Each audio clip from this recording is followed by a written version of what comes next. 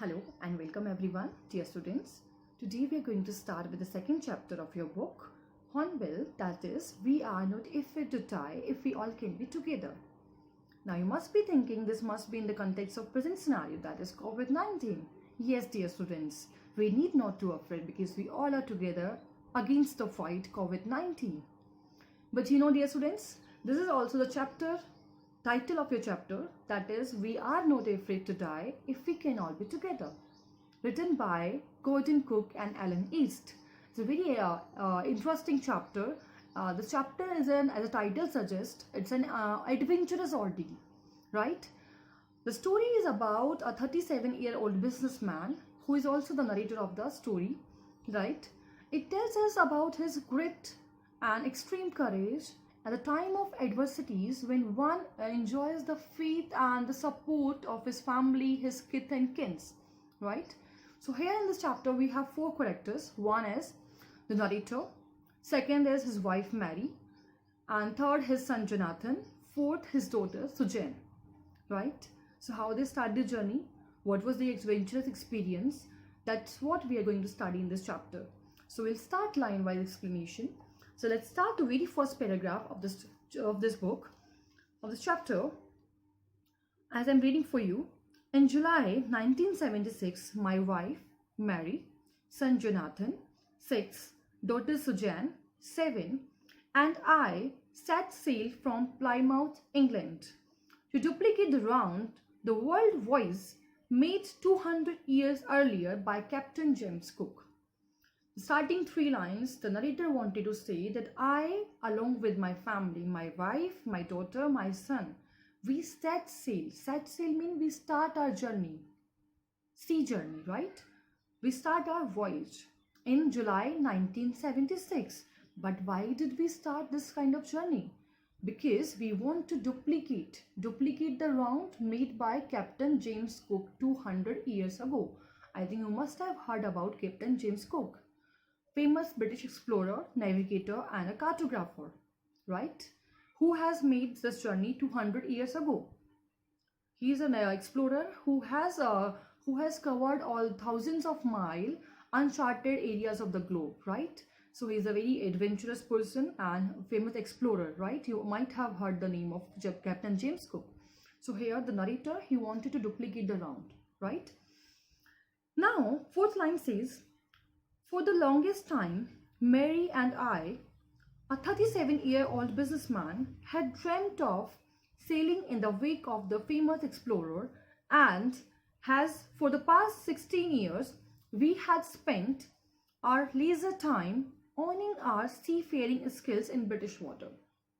Now the narrator wanted to say it was their long-standing dream.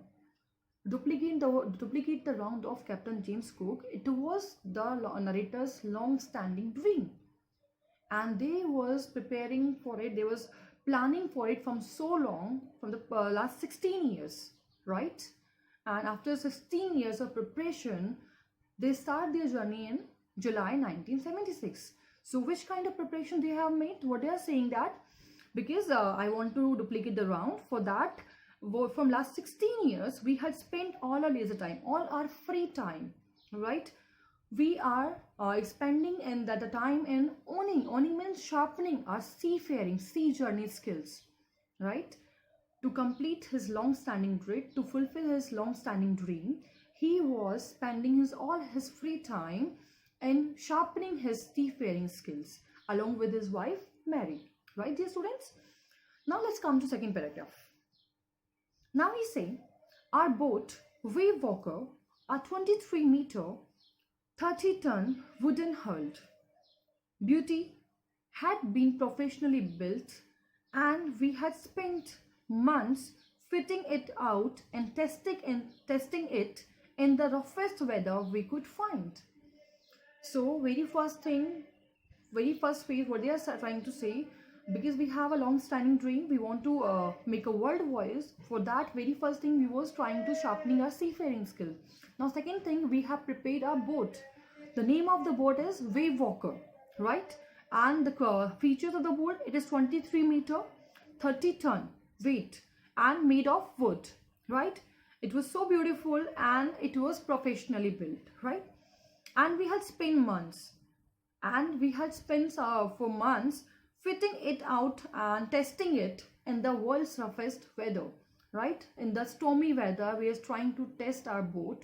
How we will be testing, how if it during our journey, if we'll face the roughest weather, how we will overcome that. For facing that experience, they were preparing and they were sharpening their seafaring skills along with their boat wave worker, right, dear students? Now in the next stanza, the first leg. Now he's saying they started the journey in 1976 in July.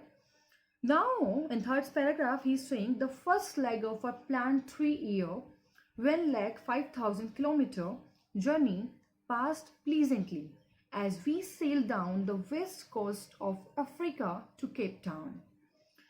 There, before heading east, we took on 2 crewmen, American Larry Wiesel and Swiss Herb Sigler, to help us tackle one of the world's roughest sea, the Southern Indian Ocean.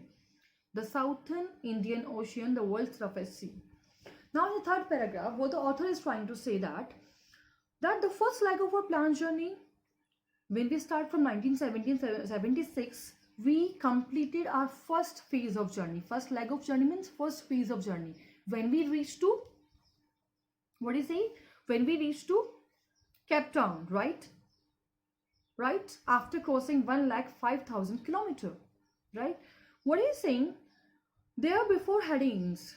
Now they have completed their first phase of journey while covering 1,05,000 and they reached to Cape Town, Africa.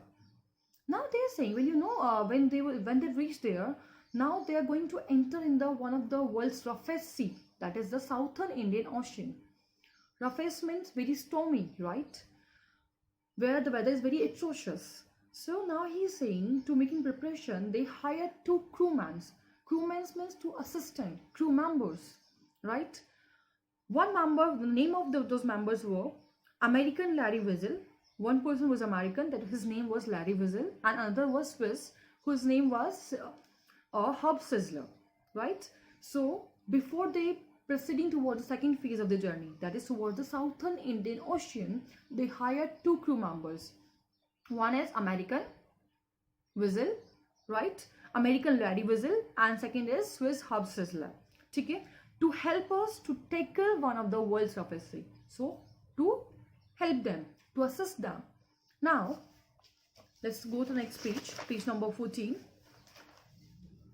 Now from the very top, on our second day out of Cape Town, now he is saying that on our second day out of Cape Town, we begin to encounter strong gales. As soon as we proceed further, we move further from in Southern Indian Ocean. On our second day out of Cape Town, we begin to encounter means we begin to face what? Strong gales. Strong gales means strong winds, right?